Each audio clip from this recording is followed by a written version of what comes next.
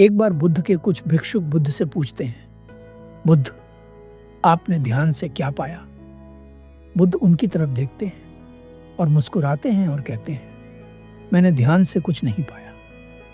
सभी भिक्षुक बुद्ध का उत्तर सुन बहुत आश्चर्यचकित होते हैं कि ध्यान में हमें वो संपदा मिलती है जो दुनिया की हर संपदा से बहुत बड़ी है। परंतु बुद्ध तो ये कह रहे हैं कि उन्हें ध्यान से कुछ भी प्राप्त ना हुआ, इसलिए वे थोड़े चिंतित होते हैं। बुद्ध अपने भिक्षुओं की व्याकुलता देखकर कहते हैं, मैंने ध्यान से कुछ पाया तो नहीं, परंतु अपना सब कुछ खो दिया। बुद्ध के भिक्षुक बुद्ध के इस वचन को सुन और भी चिंतित होने लगते हैं और बुद्ध से कहते हैं, बुद्ध, कृपया कर विस्तार से समझाएं। बुद्ध कहते हैं, क्रोध खोया, भय खोया, लोभ खोया, मोह खोया, यहाँ तक कि कुछ खोने का डर भी खोया और मृत्यु का भय भी खोया।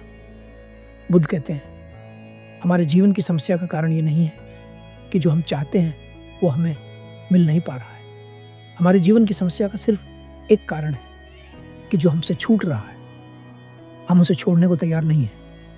अगर हम इस एक चीज़ को सीख जाएं कि जो हमसे छूट रहा है उसे छोड़ना सीख जाएं, तो हम कुछ नया पा सकते हैं। हर व्यक्ति कुछ नया पाना तो चाहता है, परंतु पुराना छोड़ने को तैयार नहीं है। इसी के कारण न तो वह नए को ही भोग पा रहा है, न पुराने को ही।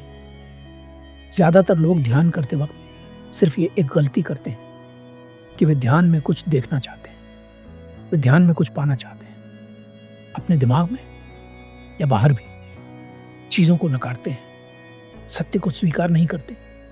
वे जानते हैं कि मैं चाहे कितना भी ना चाहूं, पर एक दिन ये सब चीजें मुझसे दूर हो जाएंगी, जिन्हें मैं अभी अपने आप से एक क्षण के लिए भी दूर नहीं करना चाहता।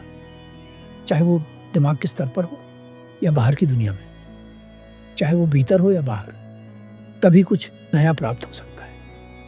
मैं तुमसे सिर्फ इतना ही कहना चाहता हूँ, यदि ध्यान में तुम्हें मैं भी मिल जाऊं तो मुझे भी नकार देना, क्योंकि मैं भी तुम्हारा कोई सहयोग नहीं कर सकता। ये मार्ग केवल तुम्हारा है। इसलिए ध्यान को कुछ पाने के लिए ना करो, इस बोझ को छोड़ने के लिए करो जो तुमने अपने ऊपर लादा हुआ है, जिसे तुम ढोए फिरते हो। तब तुम कुछ नया जान सकोगे, तब तुम कुछ अलग जान सकोगे। सभी भिक्षुक बुद्ध को धन्यवाद कहते हैं। ध्यान क्या है और इसे कैसे करना है? धन्यवाद बुद्ध, आपका बहुत बहुत धन्यवाद। तो ध्यान का उद्देश्य कुछ पाने की बजाय जो इकट्ठा किया हुआ है उसे छोड़ना बनाएं। तब आप ध्यान में वास्तव में कुछ नया पा सकेंगे। धन्यवाद।